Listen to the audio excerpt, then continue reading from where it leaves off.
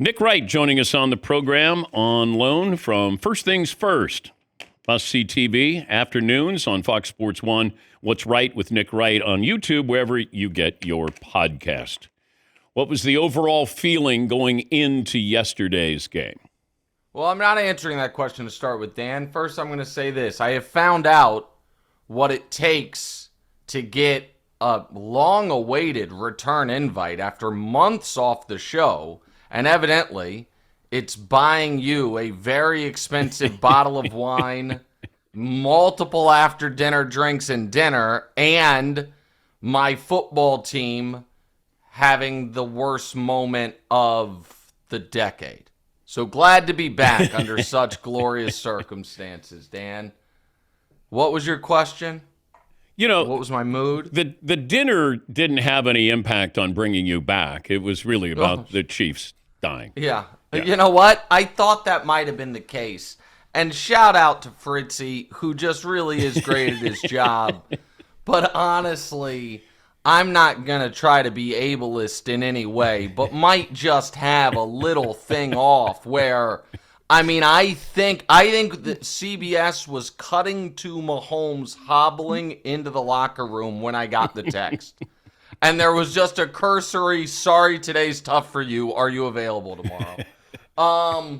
Listen, my mood yesterday was going into the game that if they won, I thought they had a very good chance of making the playoffs because I thought that sports media in general they made the Chiefs' path to playoffs going into yesterday seem very complicated when it wasn't. It was simply the Colts with the grandfather playing quarterback lose at least twice against a brutal schedule, and if the Chiefs win out and the Chargers lose to Denver in Week 18 plus one other game to either Houston or the Cowboys. And I was like, well, all those things are super doable. Once the game got going, when the only reason I am not catatonic today is because to me the Chiefs season ended on the Chargers drive before halftime when they got that touchdown with 40 seconds left, because that was the seventh different distinct instance this season where the Chiefs showed you they're just not a championship caliber team. There have been so many times this year that Chiefs teams of the past stand up and make the big moments. I've compared them to the great tennis player that knows there's only 4 or 5 points that actually will decide this match, and that's when I'll be at my best. And the Chiefs team last year and in years past always were at their best there. This year they were the opposite. So I was resigned to the loss, really, and that even, okay, maybe they'll win this game, but they're not going to go on any type of run. The Patrick injury is obviously devastating for him, for the team. Was that the last moment with he and Kelsey on the field together? I don't know that for sure, but it certainly is on more than on the board. It's probably likely, all of that. But I believe in sports gods, and I believe in that history, repeats itself in sports a lot. And I've said more times than I can count that in year 7, Tom Brady was going for Super Bowl 4, walked onto the field knowing if I win this game, we are the greatest team of all time. And the next year, they lost that game, and the next year he blew out his knee. Year 7, Patrick Mahomes was going for Super Bowl 4, walked onto the field knowing if we win this game, we're the greatest team of all time. And then what I'd been saying is, and he didn't blow out his knee, but they've had the season from hell. And now he also blew out his knee. And so it just is what it is, Dano. I wish I could be more positive, but it sucks. It just really sucks. It's sports. It happens. Packer fans are almost just as sick. Like, Packer fans are sick in a different way today. And so because they don't, I think this somehow feels worse if the Chiefs went into that game 10-3 than 6-7. And that's how Packers fans feel this morning. Like, man, this season is a real chance. But I just feel awful for Patrick and for the guys. The Chiefs missed the playoffs because they deserve to. A combination of things, man. It is the playing in 3 straight Super Bowls and playing in 5 of the last 6 and 7 straight conference championship games. The more than extra season of football that they have played caught up to them to a degree. They were not great. In fact, they were awful. And as I said, those winning moments, those little things that determine so many pro football games. Patrick, for some reason this year, was incredibly shaky on deep passes, which allowed the defense to constrict, and the progression of the young receivers did not happen the way I thought it would. They had no running game other than Patrick whatsoever, and they couldn't get a pass rush. And by the way, the special teams weren't that good. So, you add all that up, that's a bad team. And there were moments this year, like when Baltimore looked like a good team, they housed them. When the Lions are a good team, just probably not good enough, they housed them. But for some reason, after the bye, they played poorly in every single game. Even the one game they have won post-bye, the Colts game, they're down 11 in the fourth quarter. It took a miracle to get back in that. They just weren't good enough. This is, shout out to Jim Kelly.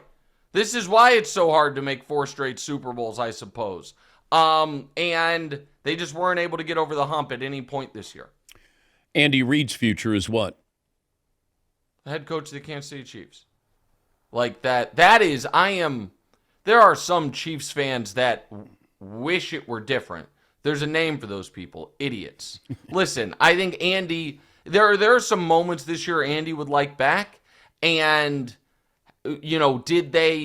have they at times gotten spoiled by Patrick's ability to make the most out of maybe a scheme that has gotten a little stale-ish? Sure. But Andy Reid is one of the 3 greatest coaches in the history of the sport, and is currently, as we sit here today, the 3-time defending AFC champion coach. Now, would I like to see some updates to the offense schematically? Sure. Am I going to probably put an unfair level of blame on Matt Nagy? Maybe. But Andy Reid's the head coach of the Kansas City Chiefs until he doesn't want to be, in my eyes. You start to look at the running game, or lack thereof, the offensive line. Patrick takes a lot of hits. Too many. Second in the league in hits. Now, I know that he does try to extend plays. The receivers we waited, Kelsey, he looks like he's laboring out there. Not having that Chris Jones impactful season. So it felt like it all kind of just came to a head. Yeah. Can I say something? Listen, last year, the offensive line being a reason the offense wasn't explosive was not an excuse, it was an explanation. I want to say something about, because the Chiefs should not spend draft resources this year on the offensive line. They have an all-pro center. They have an all-pro right guard. The right guard was out injured yesterday. The left guard is the kid they drafted to play tackle in the second round 2 years ago. He wasn't good at tackle. He was very solid at left guard this year. And the left tackle, Josh Simmons, again, he was out with a personal matter for a month, and then a few weeks ago, he got his wrist broken by a teammate accidentally trying to help him on a block, so he's been out. When he was out there, he was as good as any rookie tackle in football this year. That's 4/5 of your offensive line. And the right tackle's been Juwan Taylor, who, again, he was hurt yesterday, the last couple of weeks.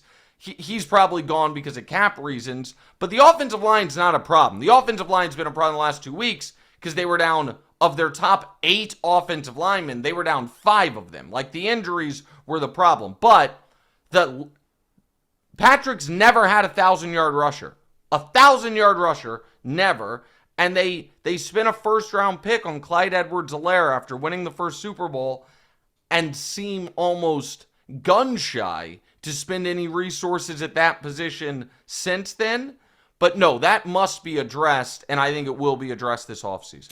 Talking to Nick Wright, host of First Things First, and you can watch that every afternoon, Monday through Friday on Fox Sports 1. What's Right with Nick Wright on YouTube, wherever you get your podcast. Best team in the AFC moving forward is who? The best team, the team that has earned that right now distinction is the Broncos. But the team to beat's the Bills. And this is not me trying to heap extra pressure on Josh Allen. This is, though, a very matter-of-fact point, which is, if not now, when for Josh Allen? Since Josh Allen's been a great player, either Patrick Mahomes or Joe Burrow have knocked him out of the playoffs every single year. Patrick 4 times, Joe once. They're not in the playoffs. The other big-time, Hall of Fame caliber quarterback that's been in the playoffs all of those years, or most of them, is Lamar. That team, yesterday notwithstanding, is broken. He has had no one in the division to deal with, and now he does have a real team in the division in the Patriots moving forward. But I think it would reason to believe that Drake May, this as good as Drake May is, this is the worst Drake May will be over the next 5 years because he's just going to get better. This has to be the Bills' moment to finally get to a Super Bowl. It feels like Josh Allen's making a late charge here for MVP. Yeah, I listen, I hope not in this regard. I hope we don't turn MVP into player of the month for December.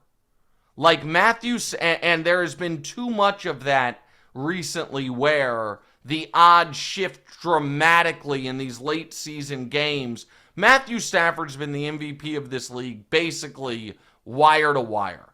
And as Matthew Stafford's had one bad game this year, Josh has had 4 really grisly games. You can say that Josh is, with Mahomes injured, the best player in the league. That's fine. I do think he is the second best quarterback in the league over a large sample. But Matthew Stafford's been the MVP of the league. And by the way, the Rams, they just keep winning.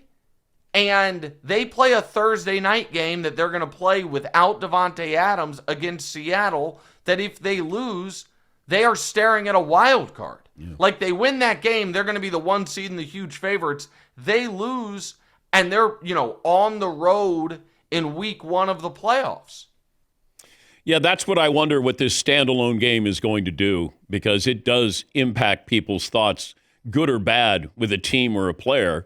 And if the Rams would happen to lose that game, yeah, and then they would go, it just feels like there is this groundswell. Now, I got to give Josh Allen credit for closing these games in the month of December, the hardest games, to close with the pressure on him. And Drake May, if he had won yesterday, then I think we have a legitimate 2-man battle there between Drake May and Matthew Stafford. No, I agree that, and it feels like it's been between May and Stafford. May was the favorite 2 weeks ago when Stafford had the one bad game he's had this year, but then Drake had a bye, got penalized for having a bye, and then Stafford was excellent once again. I think the standalone game, absolutely, they do have a disparate impact on the award. But here's the other thing for Stafford. If he he has more on the line for this MVP than any player in recent memory in this regard. No matter what happens in this postseason, if he wins MVP, Dan, he's a Hall of Famer. If he has a Super Bowl championship plus a league MVP, he's just going to be a Hall of Famer. Now, if he doesn't win MVP and they win the championship, then he'll be a Hall of Famer that way as well. But if somehow Allen runs him down for MVP and they get clipped in a brutal NFC playoffs, then his Hall of Fame resume becomes very thin in a way that I don't necessarily think is fair. But I think he's only a 2-time Pro Bowler, has never, come close to an MVP. But so he has he wins MVP and he's a Hall of Famer, which would be pretty sick. But the Lions get the blame for all of that, not Stafford. Yes, they do, but it's going to get, one of the reasons I think Phillip Rivers coming back was beneficial for him was I think it raises his chances of being a Hall of Famer, because there's about to be this quarterback kind of log jam where Breeze is going to get in this year, so Rivers will have to wait. Eli's already waiting. In 2 years, Brady comes available, and by resetting the clock, there's about to be this quarterback kind of gap of Hall of Fame it'll just be Rivers, who's eligible in 5 years, and Rodgers, and there's not going to be anybody else in the 3 or 4 years that follow, because think about it. Who are the Hall of Fame caliber quarterbacks playing right now? None of them are old guys, except for Rodgers. So, like the Dak, Stafford is the one that I'm talking about. And what about Russell Wilson? Man, he's going to be an interesting case. This is because you could make a case more for Russell than Matthew Stafford. Correct. Oh, as we sit here today, Russell has a stronger case, which is why I'm saying if Stafford wins MVP. If Stafford wins MVP, then you have just enough of the credentials to go along with the eye test that people have always loved. Thanks again for dinner. Yeah, no problem. Wow. I'm really somehow I filibustered about MVP Matt Stafford's Hall of Fame chances to avoid the fall of the Chiefs. I don't know if that's what you brought me on for, but I got to say I was impressed by myself there. No, you filibustered about the Chiefs for at least 10 minutes. Then we brought it to what the country would be interested in, and that's the MVP with Matthew Stafford. But once again, it was just a thank you for dinner. It was great. Yeah. Great conversation. No problem. What do I have to do to qualify to get one of the blurry signed photos behind you? You mean have one up? Yeah. Yeah, send it to me. Oh, wow. Yeah. Wow. Okay. Me next to Michaels? What a dream. Yeah. Okay. Yeah. All right. I'm sending that in. Wait, what? Next to Al Michaels. I don't know about that placement just yet. Pump the brakes a little. We love you. There's not many openings. I got a Was whole. that Paulie? Yes, it was. Yeah, but as part of the collective. I got a whole man cave here, Nick. Okay. Maybe you know what? Maybe I'll create a shrine. You believe in miracles. Maybe a shrine for you. I'll see you guys. All right. Thanks again. That's Nick Wright. It's been a tough 24 hours. But, he had a great, Friday night. He got to buy me dinner.